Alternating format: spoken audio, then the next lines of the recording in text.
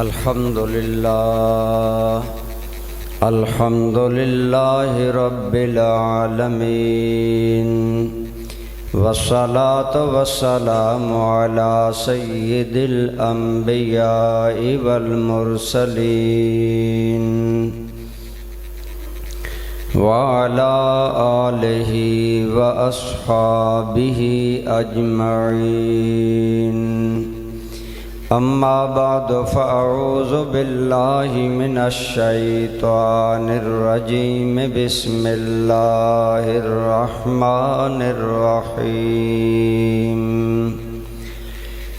إنا نحن نزلنا الذكر وإنا له لحافظون قال النبي صلى الله تعالى عليه وآله وسلم خيركم من تعلم القرآن وعلمه أو كما قال عليه الصلاة والسلام صدق الله مولانا العظيم صدق وبلغنا رسوله النبي الأمي الأمين الحبيب الكريم درود پاک اللهم صل على سيدنا ومولانا محمد وعلى آل سيدنا ومولانا محمد وبارك وسلم عليه الصلاة والسلام عليك يا سيدي يا رسول الله وعلى آلك وأصحابك يا حبيب الله یہی ہے آرزو تعلیم قرآن ہو جائے،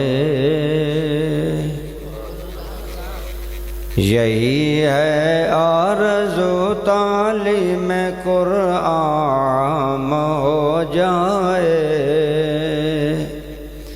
ہر ایک پرچم سے اونچا پرچم اسلام ہو جائے،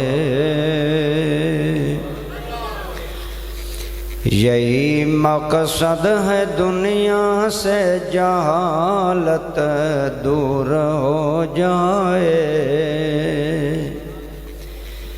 یہی مقصد ہے دنیا سے جہالت دور ہو جائے، ہر ایک مسلم کا دل قرآن سے پر نور ہو جائے۔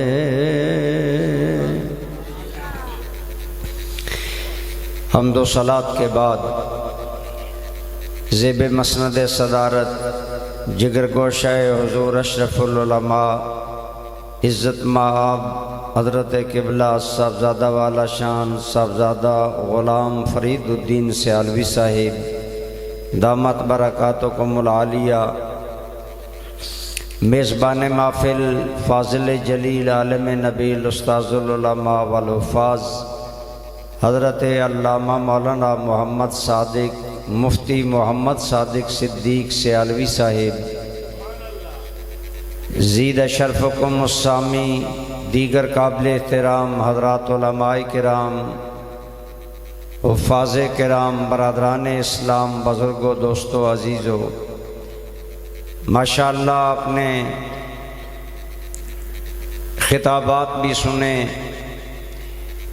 میں نے آپ کے سامنے جو آیہ کریمہ تلاوت کرنے کا شرف حاصل کیا ہے، اللہ کریم نے اس میں دو چیزوں کا ذکر کیا۔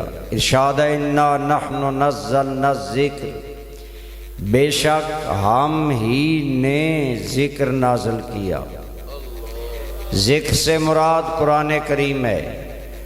دوستان ذی وقار، ایک بات سمپل ہوتی ہے سادہ انداز میں، مثلا ایک آدمی کہتا ہے آج رات جامعہ مدینہ اشرف العلوم میں جلسہ ہوا، لیکن اگر کوئی کہے نہیں ہوا اس کے اندر حضرت قبلہ صاحبزادہ فرید الدین صاحب یا محمد انور قریشی کا خطاب نہیں ہوا۔ اگر کوئی انکار کرے پھر بندہ زور دے کر کہتا ہے نہیں میں موجود تھا، خطابات بھی ہوئے اور میں نے سنے بھی۔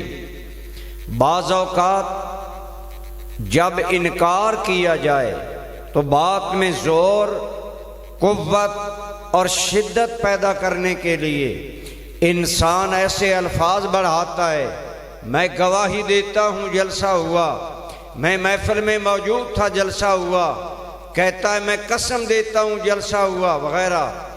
یعنی جب بات میں زور، شدت اور تاکید پیدا کرنا ہو تو آدمی انداز بدلتا ہے۔ اگر آپ غور کریں ارشاد ہے انا نحن نزلنا، اس میں بار بار ضمیروں کا تکرار ہے۔ ضمیر جمع متکلم پہلے انا میں بھی آئی، پھر نحن ضمیر منفصل آئی، پھر نزلنا میں آئی۔ یہ بار بار اس کا معنی ہے ہم ایک حرف جب کلام میں بار بار آتا ہے، لوگ کہتے ہیں جی کلام فصاحت سے گر گیا، کلام بلاغت سے گر گیا، بار بار ایک لفظ بول رہا ہے۔ اللہ کریم نے یہ بار بار ضمیروں کو ذکر کیوں کیا؟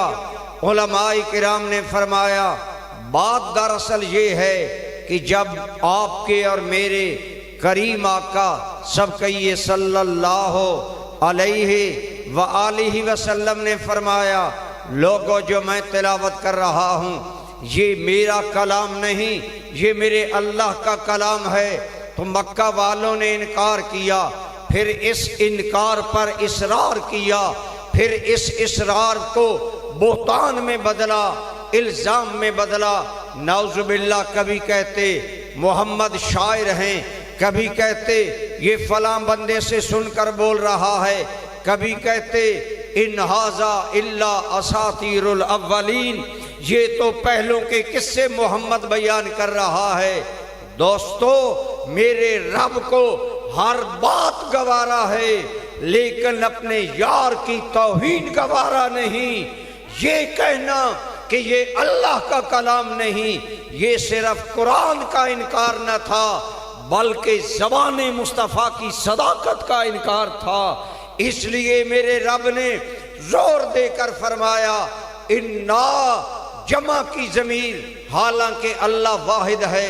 علماء نے فرمایا جمع کی ضمیر قوت کے اظہار کے لیے آتی ہے، شوکت کے اظہار کے لیے آتی ہے۔ گویا اللہ نے اپنا روب، اپنا جلال، اپنی سطوت اور اپنی ہیبت کا اظہار کرتے ہوئے کہا او میرے محبوب کی زبان کی صداقت کا انکار کرنے والوں، ہمیں ہر بات گوارا ہے لیکن یار کی توہین گوارا نہیں۔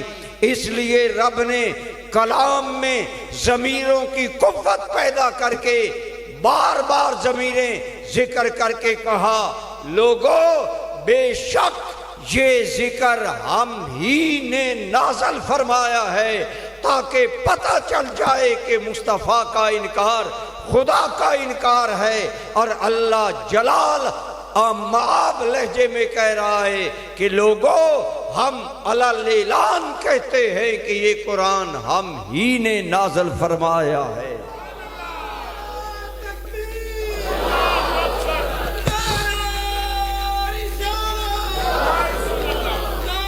جزاک میرا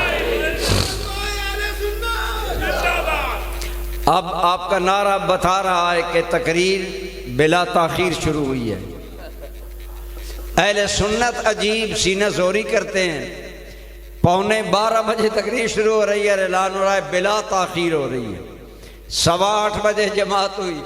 اب آپ تھک چکے ہیں، لہذا میں بھی انشاءاللہ آپ کے جذبات دیکھ کر بات کروں گا کہ بلا وجہ کسی کو تنگ کرنا اچھا نہیں، تو میں عرض کر رہا ہوں اللہ کریم نے یہ تاکیدوں کا زور، یہ الفاظوں کی بندش، یہ جملوں کی قوت کیوں ذکر کی؟ اس لیے فرمایا اے میرے محبوب کی زبان صداقت مآب کا انکار کرنے والوں، جو مصطفیٰ کا انکار کرے گا وہ خدا کا انکار کرے گا۔ اور چونکہ کلام ہم نے نازل کیا ہے اس لیے ہم زور دے کر کہہ رہے ہیں کہ یہ قرآن نازل ہم ہی نے فرمایا ہے، تاکہ ہر شک دور ہو جائے، ہر تردد دور ہو جائے۔ اور اللہ تعالیٰ نے اپنے محبوب کی زبان کو سچا کرنے کے لیے، اپنے محبوب کی تائید کے لیے چیلنج دیا، فرمایا او مکہ والو تم بھی عربی، میرا محبوب بھی عربی، تم بھی مکی، یہ بھی مکی، تمہاری مادری زبان بھی عربی، ان کی مادری زبان بھی عربی۔ اگر یہ کہتے ہو کہ یہ کلام اللہ کا نہیں ہے اور اللہ نے نازل نہیں کیا تو چیلنج ہے، لاؤ وَإِن كُنتُمْ فِي رَيْبٍ مِّمَّا نَزَّلْنَا عَلَىٰ عَبْدِنَا فَأْتُوا بِسُورَةٍ مِّن مِّثْلِهِ۔ او کافرو، منکرو، بے ایمانو، دشمنان مصطفیٰ، اگر انکاری ہو، شک کرتے ہو میرے محبوب کی بات پر تو کھلا چیلنج ہے، میرا حبیب تو پورا قرآن لے کر آیا، اس قرآن کی ایک سورت کی کوئی مثال لا کر دکھائے۔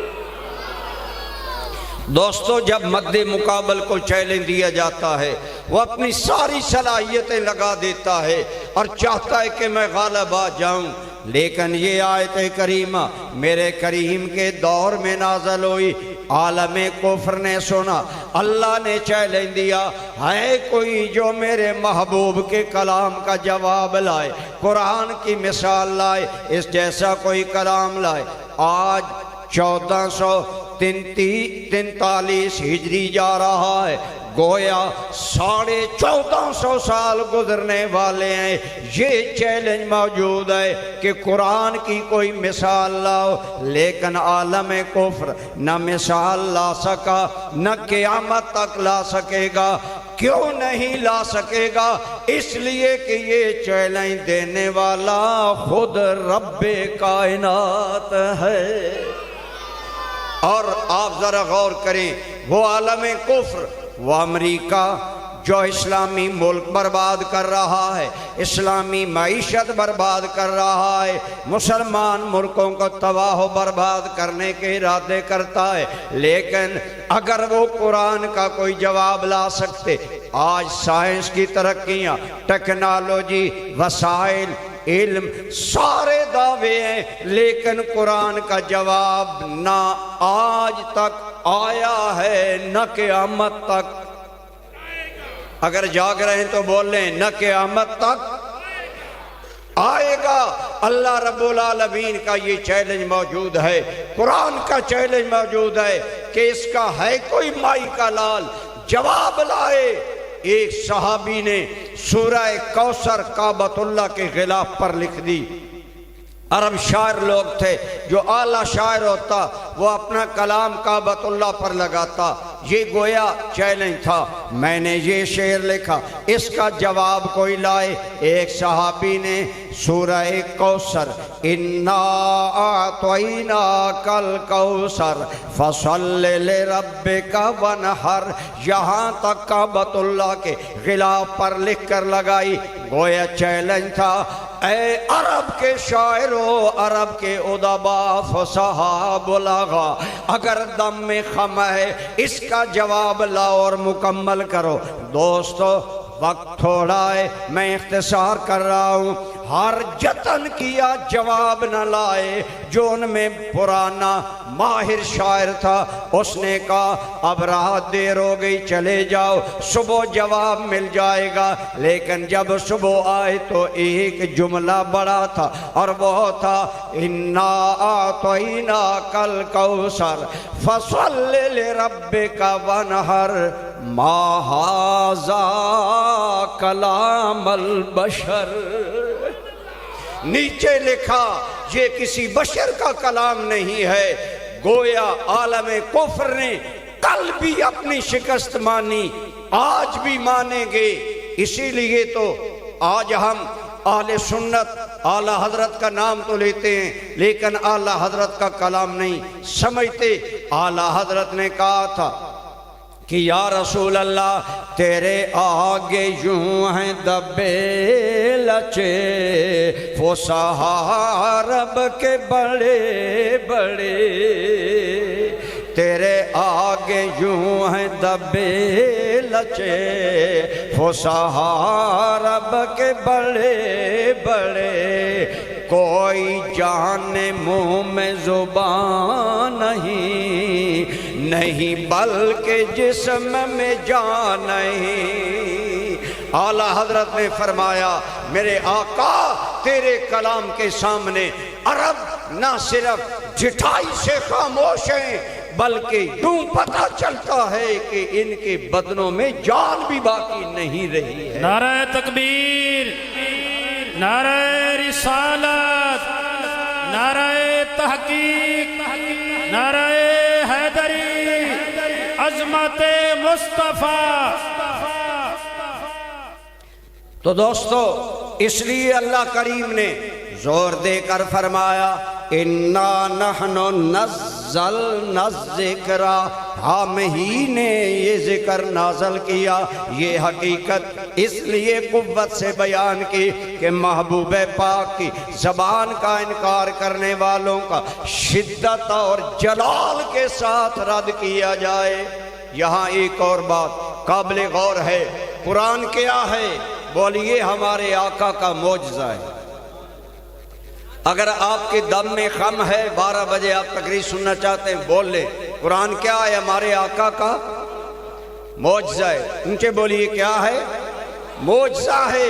قرآن میرے آقا کا معجزہ ہے۔ اللہ کی قسم کائنات کی قوتیں مل کر ہم کہتے ہیں اہل سنت، اس سے ہمارا موقف واضح ہوتا ہے کہ کائنات والوں اگر سارا جہان جس کے معجزے کی مثال نہیں لا سکا، معجزے والے کی مثال کیسے کوئی آ سکتی ہے؟ ہمارے آقا بے مثل و بے مثال ہیں، اسی لیے ہم کہتے ہیں کہ رخ مصطفیٰ ہے وہ آئینہ کہ اب ایسا دوسرا آئینہ نہ ہمارے وہم و خیال میں، نہ دکان آئینہ ساز میں۔ شاید اقبال کا کلام لینتھی ہوتا ہے، ہر بندہ نہیں سمجھتا۔ اقبال دنیا کا بہت بڑا فلسفی اور ادیب تھا۔ میں ایک آسان شعر پڑھتا ہوں۔ ہم کہتے ہیں کہ مثل احمد دو جہاں میں ہے نہیں، اور مصطفیٰ تو بھولنے کی شے نہیں۔ تو اس لیے یہ کہنا کہ ہم نبی جیسے ہیں، نبی ہمارے جیسا ہے، یہ خام خیالی ہے۔ نہ مصطفیٰ کے معجزے کا کوئی جواب ہے، نہ مصطفیٰ کی ذات کا کوئی جواب ہے۔ اللہ نے آپ کو ایسا بے مثل و بے مثال بنایا، فرمایا اِنَّا نَحْنُ نَزَّلْنَا الذِّكْرَ وَإِنَّا لَهُ لَحَافِظُونَ۔ اے حبیب کریم آپ یہ خیال نہ کریں پہلے نبی دنیا میں آئے، ان کے جانے کے بعد ان کے کلام بدل گئے۔ آپ خاتم الانبیاء ہیں، حضور کی قیامت، حضور کی نبوت قیامت کی صبح تک جائے گی۔ اب قیامت تک کوئی نبی نہیں آئے گا، نبی بھی کوئی نہیں آئے گا۔ آپ کی رسالت کا سکہ چلے گا اور آپ کے قرآن کا ہی قیامت تک راج ہوگا۔ اے حبیب کریم علیہ الصلاۃ والتسلیم، ہم نے قرآن نازل کیا ہے تو ہم اس کی حفاظت کریں گے۔ اللہ نے کائنات کو بتایا قرآن کے محافظ ہم ہیں، اس کی حفاظت کرنے والے ہم ہیں۔ آپ فرمائیں جس کی حفاظت اللہ کرے اس کو کوئی کس طرح بدل سکتا ہے؟ دوستان ذی وقار، چونکہ میرے آقا کا دین قیامت تک رہے گا، قرآن بھی قیامت تک رہے گا، اللہ نے اس کے حفاظت کے اسباب پیدا فرمائے۔ سب سے پہلا سبب حضرت جبریل امین قرآن لاتے، میرے کریم ساتھ ساتھ پڑھتے، لیکن خیال آتا جبریل چلا جائے گا، جلدی جلدی پڑھوں۔ اللہ پاک نے فرمایا اے میرے محبوب لا تحرک لسانک لتعجل بہ، میرے محبوب جلدی کرنے کی ضرورت کیا ہے، ہمیں تیری جلدی بھی گوارا نہیں، آرام سے پڑھے۔ خیال آیا مولا جبریل چلا جائے گا، فرمایا اِنَّ عَلَيْنَا بیانا، اے محبوب مکرم آپ کے دل میں اس کو اِنَّ عَلَيْنَا جمعہ و قرآنا، آپ کے سینے میں اس کو جمع کرنا بھی ہماری ذمہ داری ہے، پھر زبان سے پڑھوانا بھی ہماری ذمہ داری ہے۔ اللہ کریم نے سب سے پہلے اس کو ہمارے آقا کریم کے سینے میں جمع فرمایا، آپ نے صحابہ کو قرآن پڑھایا، صحابہ نے قرآن یاد کیا، صحابہ نے دونوں طریقوں سے قرآن کی حفاظت کی، یاد بھی کیا۔ اب ذرا غور کریں صحابہ کرام کا شوق حفظ قرآن کتنا باکمال تھا۔ آج ہم لوگ ہمارے گھر مسجد مسجد میں قرآن ہیں، محلے محلے میں مدارس ہیں، ہم قرآن نہیں پڑھتے۔ ہمارے معاشرے کے کتنے لوگ ہیں جنہیں قرآن پڑھنا نہیں آتا، وائے افسوس۔ لیکن صحابہ کو سلام، 23 سال میں جو ہی قرآن کا نزول مکمل ہوا، سینکڑوں صحابہ تیار تھے، سینکڑوں لوگ جن کے سینوں میں قرآن موجود تھا۔ سرکار کی آیات طیبہ میں صحابہ حافظ بنے، ساتھ ساتھ قرآن لکھتے رہتے، کوئی کھجور کے پتوں پر لکھتا، کوئی پاک ہڈیوں پر لکھتا، کوئی کسی چیز پر۔ سرکار دنیا سے چلے گئے، حضور نبی پاک کا وصال پاک ہو گیا، حضرت صدیق اکبر کا دور آیا، ایک جنگ میں 700 صحابہ شہید ہو گئے، ایک جنگ میں۔ آئے روز جنگیں تھیں، جنگوں کا سلسلہ تھا، صحابہ مجاہد لوگ تھے، اللہ کا دین آگے بڑھا رہے تھے۔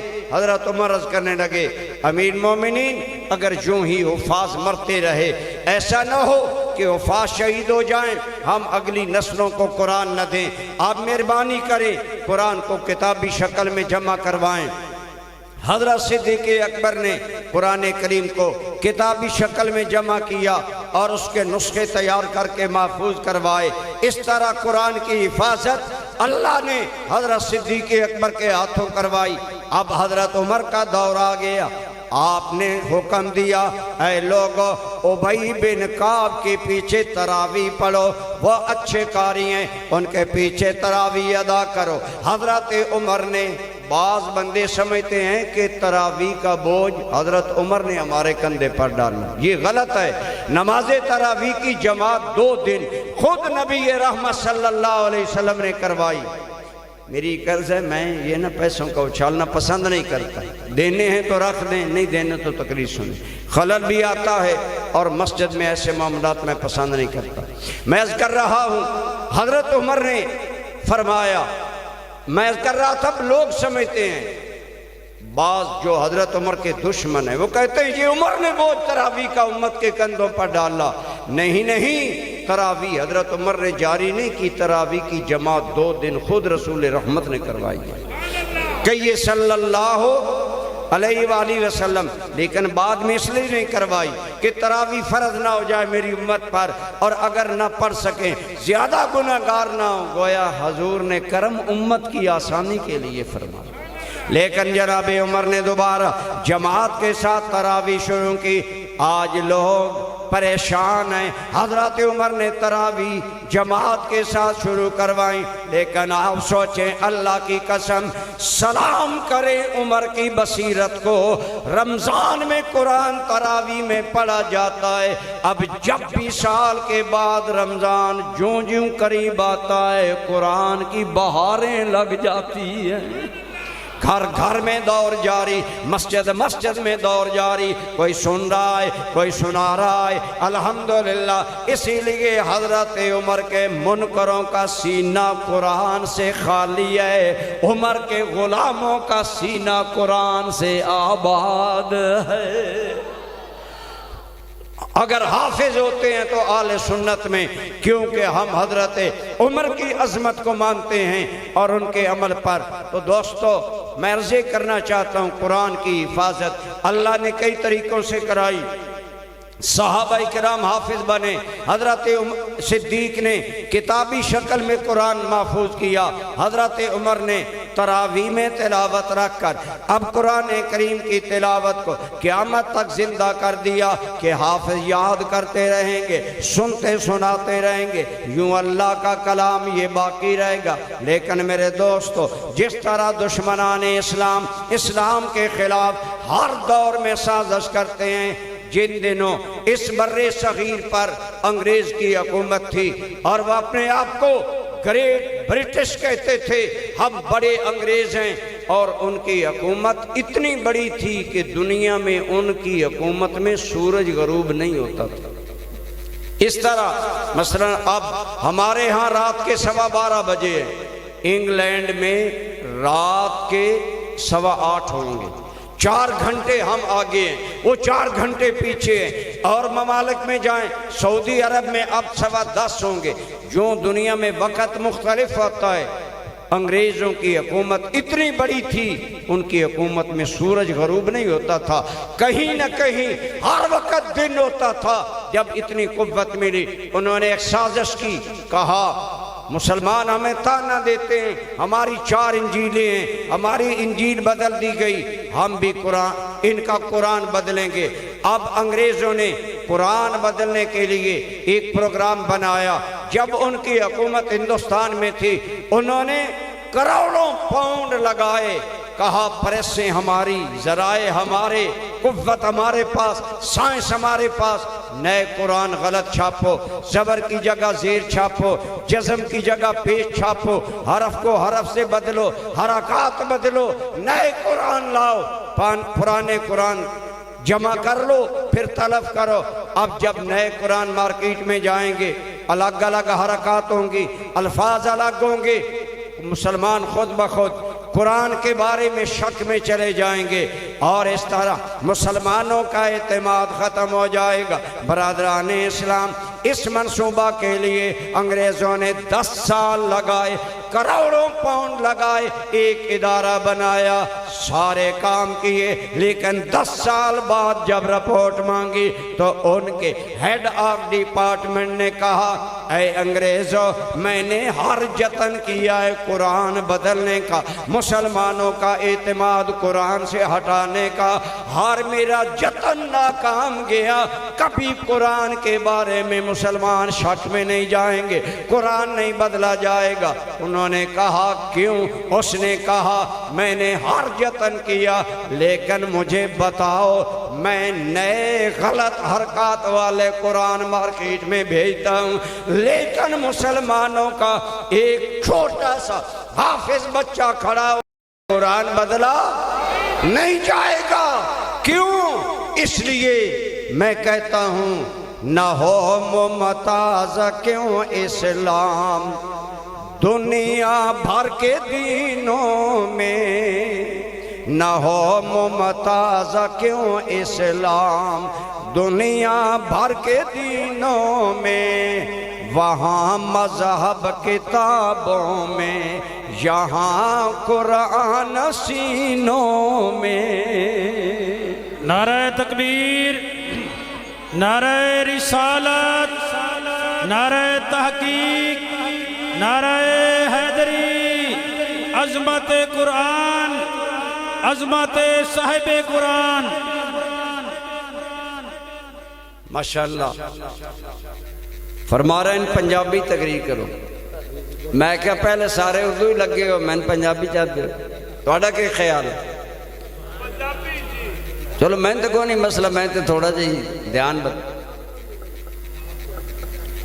محض کی کر رہے ہیں۔ میرے دوستو، اسی مسلمان سمجھیے نہ سمجھیے، خدا دی قسمیں بے ایمان سمجھ دینے جب تک سلسلہ تحفیظ القرآن موجود ہے، جب تک مسلمان اپنے بچیاں نو قرآن نسلن بعد نسلن سینے کنورٹ کر رہے نے، منتقل کر رہے نے، کفر دیاں قوتاں نابود ہو جان گیاں، رب دا قرآن بدلیا، مل کر بولو بدلیا۔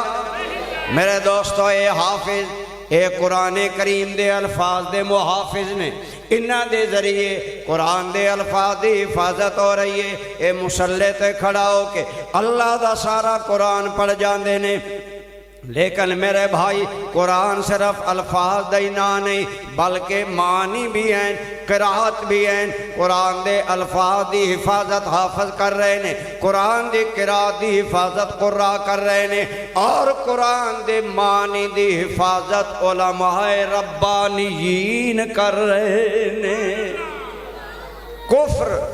کفر جدوں بھی اسلام اندر رکھنا ڈالدا نا، قرآن دے معنی نہیں بدلدا، قرآن کریم دے معنی نہیں بدلدا۔ مثلا جدو روس بڑی پاورفل قوت سی اور کمیونزم دا دائی سی، خیر و گل ہون کرنا اتنا کوئی زیادہ نہیں، لیکن علماء واسطے چلو میں چھوڑ داں گل او کرداں جدہ تو ان فائدہ۔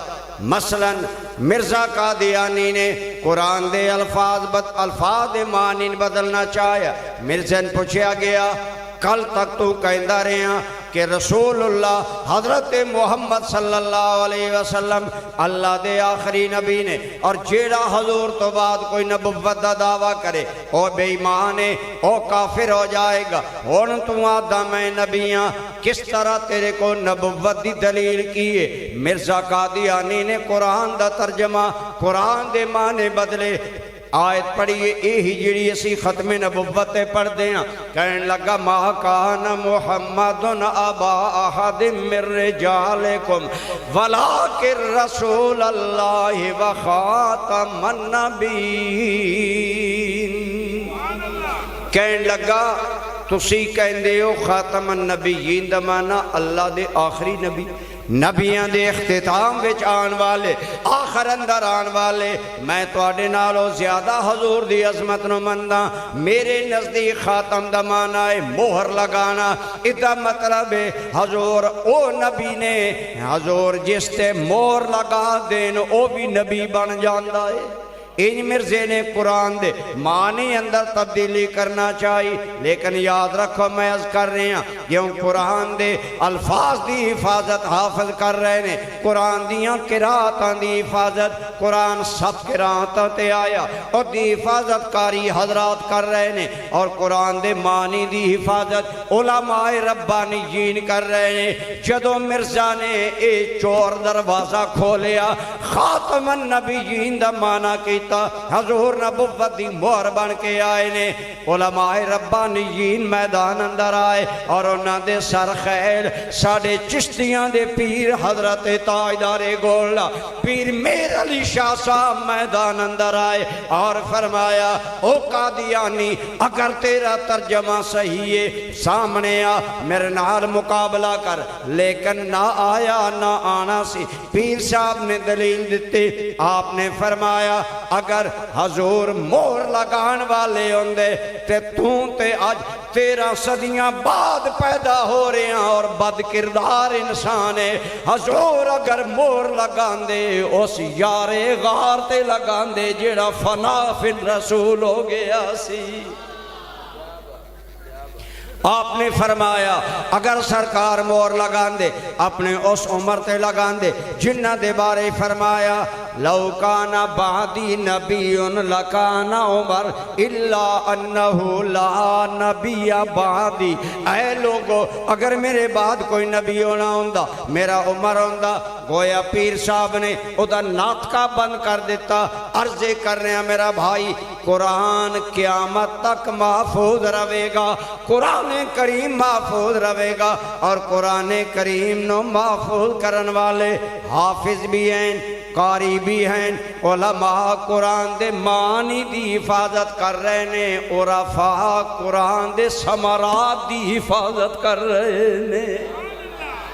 قرآن دے باطنی اثرات بھی ہیں جڑے کہ لوگن نصیب ہوندے نے اور او اولیاء اللہ او سلسلے چلا رہے ہیں۔ بہرحال میرا بھائی اسی طرح اگر حفاظ قرآن ایک قرآن دی حفاظت دا سبب نے تے اے دینی مدارس جڑے بنے ہوئے نے انہاں عام عمارتاں نہ سمجھو، اے رسول اللہ دے دین دی حفاظت والے قلعے نے، اے اللہ دے قرآن دی حفاظت کرن والے بندے پیدا کر دینے۔ اس واسطے اگر حافظ قرآن قرآن دی حفاظت کر رہے ہیں، اللہ دی قسم ہے تسی جتنے لوگ اس وقت تک رات 12:30 تک اپنے روشن چہرے نال علماء نو حمایت دا یقین دلا رہے ہو، اپنے اے جائے خوبصورت بچے اللہ دے قرآن واسطے وقف کر رہے ہو، اپنی خون پسینے دی کمائی مدارس تے لگا رہے ہو، مبارک ہوئے تسی بھی قرآن دی حفاظت والے ثواب شامل ہو گئے ہو۔ کوئی تسی لوگ بھی کم نہیں ہو، تسی بھی قابل احترام ہو جڑے اپنے بچیاں نو وقف دین واسطے کر دے ہو۔ آج ہر کوئی دنیا دا طالب اللہ ماشاءاللہ عموماً بچے جی کالج داخل کراؤ، اکیڈمیاں سائنس پڑھاؤ، کمپیوٹر پڑھاؤ، ٹیکنالوجی پڑھاؤ، اسی منع نہیں کر دے، جتنے کائنات دے علم نے اے سارے قرآن وچوں نکلے نے۔ بولو کس چوں نکلے نے؟ پڑھاؤ، لیکن خدا را بچے نو ابتدان اللہ دا کلام پڑھاؤ، اے اصل حیات ہے، اے اصل دین ہے، اے اصل زندگی ہے۔ اگر قرآن نال کٹ جاؤ گے دین ہاتھوں نکل جائے گا، پھر نسلاں بے ایمان ہو جان گیاں۔ اور روس جس روس دے اندر اے وقت آیا، اساڑے مرشد کریم حضور جلال امت رحمت اللہ تعالیٰ علیہ 1983 اندر روس دے دورے تے گئے، اے عروج دا دور سی روس دا، اور روس کمیونسٹ حکومت سی، دنیا دی سب تو بڑی اس وقت حکومت آئی ٹوٹن تو پہلے علاقے دے اعتبار نال۔ حضرت صاحب کے بلا واپسی تے سن دسن لگے، آپ اپنے بیرون ملک دوریاں دی report sun سناندے sun class which, اور نال تربیت کر دے سن، تھوڑی ذمہ داری کیے۔ آپ فرمایا جدو اسی ڈیلیگیشن گیا نا ساڑا حکومت دا، سن اتھو دے علماء الگ ملے، ایک ان عجیب سوال کیتا، سوال کرن لگے کہنے لگے تو آڈے چو ڈیلیگیشن وفد جیڑا وفد ہے تو آڈے چو کسے کو قرآن کریم ہے تے سن زیارت کراؤ، اسی آج تک اصلی قرآن دی زیارت نہیں کی تھی۔ سبحان اللہ، سوچ کے بولو، ہر گلتے داد دین دا طریقہ ہوندا۔ کہنے لگے سن قرآن پورا ویکھنا نصیب نہیں، کوئی کسے کول ایک ورقہ کسے کول 2 ورقے قرآن قانونی طور تے روس اندر رکھنا منع، انہوں نے تلف کر لے لیں۔ میرے دوستوں، میرے بھائیوں، چک نمبر 105 والے ہو، روس تے او دھرتی ہے جدی دھرتی تے امام بخاری پیدا ہو، روس تے او دھرتی ہے جدی تے امام سرخسی پیدا ہوئے، امام ابو اللیث سمرقندی پیدا ہوئے، کتنے بڑے ساڑھے بڑے علماء محدثین فقہاء پیدا ہوئے۔ اس دھرتی تے اگر لوگن قرآن ویکھن واسطے ترس گئے، وہ دی وجہ کیسی جیڑی گل میں کرنا چاہنا، وجہ ایسی جس وقت ماں باپ قرآن دی تعلیم تو بے خبر ہوئے، نسلہ چ بے دینی آئی، ایک وقت آیا قرآن تلف کروا دیتا گیا، لوگن قرآن ویکھنا بھی نصیب نہیں۔ اے نتیجہ ہوندہ عوام دا دین تو دور ہوندہ۔ آج ساڑھے ملک اندر آزادی، تو انمین آزادی، بچے پڑھاؤ، خدا رہا اپنے بچیاں نو حافظ قرآن بناؤ، عالم قرآن بناؤ۔ اللہ نے 3 بچے دیتے، ایک ضرور عالم بناؤ۔ ٹیری جونز ایک بڑا بدبخت آدمی ہے یورپ دا، اس نے قرآن کریم نو آگ لگان دی کوشش کی۔ پچھلے دن اندر جدو ناروے اندر قرآن کریم دی توہین دا ارادہ کیتا، انہوں نے میں یورپ پاس، وہ لوگ قرآن دا جواب نہیں لے آ سکے، لیکن قرآن نہ نفرت کر دے، قرآن کریم نو جلانا چاہتے ہیں۔ لیکن میں کروں گا ساڈے مرشد کریم حضرت پیر محمد امین اللہ سنات شاہ صاحب ایک بہت بڑا اجتماع سی، وہ دے اندر میں بھی حاضر ہاں، صاحب بھی حاضر ہے۔ آپ فرمایا او قرآن جلان دی کوشش کر دیں، تسی جلوس کر دے ہو، اپنی دکانہ جلان دے ہو، اپنے ملک نے نقصان پہنچاؤں دے، کیڑی عقل مندی؟ کام او کرو جننا انہاں دے دل جل جان، جنہاں نال انہاں دے دل جلن، او ساڈا دل قرآن جلان دے نے، اسی انہاں دے دل جلاواں گے۔ آپ فرمایا میں تو ان لوگن عرض کرداں، درخواست کرداں، ہر انسان عہد کرو اللہ جتنے میں بچے یا بچیاں دیتیاں میں ایک بچی عالمہ دین بناواں گا، میں ایک بچہ عالم قرآن بناواں گا۔ آپ نے فرمایا جدو تسی بچیاں تے بچیاں عالم قرآن بناؤ گے کافران دے دل آٹومیٹکلی جل جائے۔ میں تو انبی اپنے مرشد دی یہی درخواست سنا رہے ہیں، خدا رہا قبلہ کاری صاحب حضرت علامہ مفتی محمد صادق صدیق صاحب دے جذبیاں دیکھ کے میں آیا، میں کہ حضرت چک جے آتے اتنے اتنے بچے کہنے لگے یہ استاداں دی مہربانیاں تے محنت ہے، ان قریب تو آنا سمپل یاراں تے ایک بہت بڑا ادارہ وکھاواں گے۔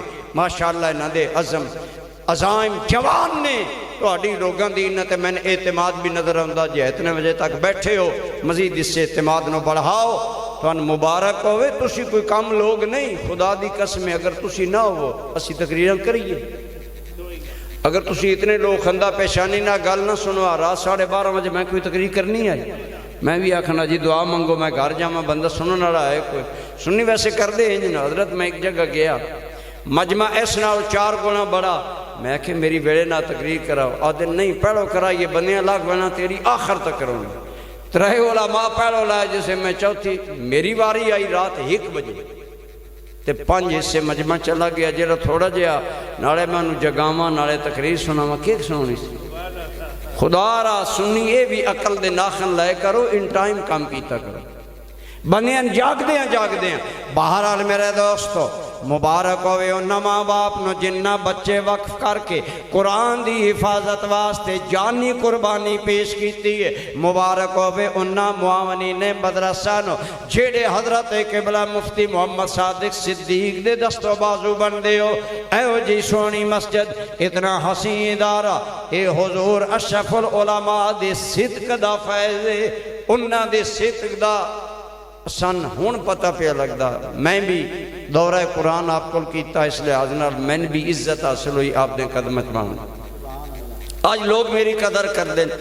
دریا خان اندر ایک ملک امیر اقبال خان بڑا نواب ٹائپ آدمی، بڑا امیر آدمی، وہ اگلے دن میری تقریر آئی تے بارش ہون لگ پی، بندے تھوڑے آئے، وہ آکھنے لگے قریشی صاحبہ بندے تھوڑے پر تقریر کرو، میں کہ ضرور کرساں، کیوں نہ کرساں؟ کہنے لگے علامہ اشرف سیالوی جے انسان اسا نہیں ویکھیا، میں 25 سال انہاں بلایا، اتنا اللہ دی رضا واسطے مخلص انسان میں کدی نہیں ویکھیا۔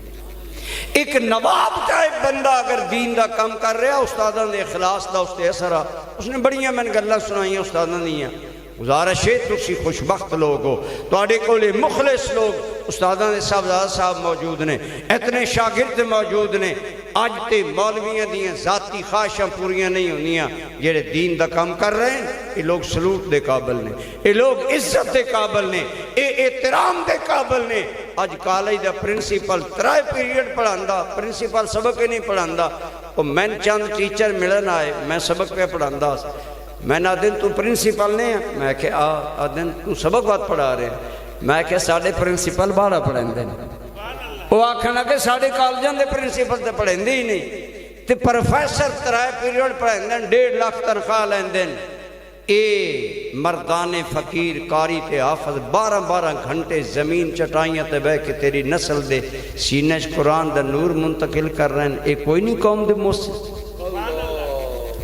اور سنی تنخواہ کے دن دا ایک نات خان نو روپے اولار کے ایک نات وچ 1000 روپے نہ لد کے کٹ دے ہو، اگر ضروری نہیں ہر نات خان نمازی بھی ہوئے۔ ای علماء جن زندگیاں وقف کیتی ہیں، مہینے بعد 10,000 روپے دے کے احسان جتن دے اسی تو 10,000 روپے دے دے، خدا دی قسم ہے اے لوگ سلوٹ دے قابل، عزتاں دے قابل نے، انہاں دا احترام کرو۔ اور یاد رکھو انن خوش کرنا اے رسول اللہ نے خوش کرنا بڑی میں ذمہ داری نال کہہ رہے ہیں اللہ دی قسم ہے دین دیاں خادماں دی خدمت کرو گے اے رسول اللہ دی خدمت ہوئے گی جیڑا رسول اللہ دی امت دے با عمل عالم دا احترام کرے گا خود رسول اللہ دا احترام ہے اتنا بڑا یہ عمل ہے اور ماشاءاللہ تسی کر رہے ہو سلطان محمود غزنوی دا ایک واقعہ بڑا مشہور ہے بڑا نیک آدمی سی عاشق رسول سی سلطان محمود غزنوی بڑا بہت اچھا بادشاہ سی اپنی بادشاہی دے کم بعد وچ کردہ درود والا وظیفہ پہلے آقا دی بارگاہ پیش کر پھر باقی کام کرنے ایک دن سلطان محمود دا چہرہ بڑا شاداں فرحاں گلاب پر کھلے ہویا محرم راز غلام آکھن لگا سلطان محمود ہے نہیں تم خوش کدی نظر نہیں آیا آج بڑا خوش نظر آ رہے ہیں اس نے بار بار جدوں غلام پوچھیا سلطان محمود آکھیا میں دستا تے ہاں پر میری زندگی نہ نہ لائمی پھر دسیا آج رات میں اپنا کام ختم کر کے محل وال جا رہے ہیں میرا نوکر شمع دان اگے چاہ کے جا رہے ہیں بجلیاں دا دور نہ شمع اٹھا کے نوکر اگے جا رہے ہیں بادشاہ کہندہ میرے نال وزیر امیر سفیر نے گلہ کر دے جا رہے ہیں میں ایک بچے نے ویکھیا اوندہ کتاب ہاتھ وچے روشنی تے تھوڑی جی کتاب ویدہ وقت واپس چلا جاندہ پھر اوندہ پھر ویدہ بڑی تیزی نالو بچہ اپنے کم چو مصروف ہے نہ سجے نہ کھبے توجہ میں آکھیا بچے تن کی مسئلہ ہے میں دس اندر محل دے جان تو پہلے میں رک کے بچے نے بلایا پوچھیا او کہن لگا بادشاہ سلامت میں غریب باپ دا بیٹا میرے باپ دے گھر اتنی بھی رقم نہیں کہ چراغ بھی تیل ڈالے میں سبق یاد کرا میں دین دا طالب علم تو ہاڑے نال روشنی جانیاں ویکھیے میں لالچ تسی اندر جاؤ گے چراغ اندر چلا جائے گا میں سبق کی کن یاد کرانگا سلطان محمود کہندہ میں نے نوکر نو کہا اے میرے مصطفیٰ کریم کہیے صلی اللہ علیہ وسلم دے دین دا طالب علم شمع دے حوالے کر جب تک سبق یاد کرنا لے اجازت نہ دے وے شمع نہیں بجھانی کہندہ اے شمع میں اس بچے نو دے کے اندر گیا میں سویا میرا بھاگ جا گیا میری دی زندگی دی بڑی تمنا پوری ہوئی کہ میں سویا خواب اندر آمنہ دے لال آ گئے نے کہیے صلی اللہ علیہ وآلہ وسلم کہنے لگا میری زندگی دی سب تو بڑی خواہش ہے آج ساڑیاں بھی خواہشاں نے اسی بھی تمنا رکھ دیں کہ وہ بھی رات آئے کہ خواب میں وہ دکھائیں اپنی تجلیاں میں کہوں کہ آج حضور نے میرا سویا بھاگ جگا دیا ہر مومن دی تمنا ہے اے کاش کا دعا کدی آقا کریم دا دیدار نصیب ہوئے کہیا اے میرے خادم حضور نے دیدار بھی عطا کیتا اور نال فرمایا سلطان محمود بن سبکتگین تو نے میرے وارث دی قدر کیتی ہے اللہ تن آخرت اندر داجر عطا فرمائے اگر سلطان محمود ایک دین دے طالب علم نو روشنی مہیا کرے مدینے والے راضی ہو جان دیں اگر تسی حضرت مفتی صاحب دے دست و بازو بنے رہو گے اپنی جانی قربانی بصورت بچے وقف کر کے مدرسے بھیج کے اور مالی قربانی بصورت طلبان تعمیر رہائش خوراک سہولیات دے ہو گئے انشاءاللہ سرکار راضی ہو جان گے دعا ہے اللہ توہانو میں نو بھی اپنے دین دی خدمت واسطے قبول رکھے حضور اشرف العلماء دے فیضان نو قیامت تک جاری و ساری رکھے وما علیہ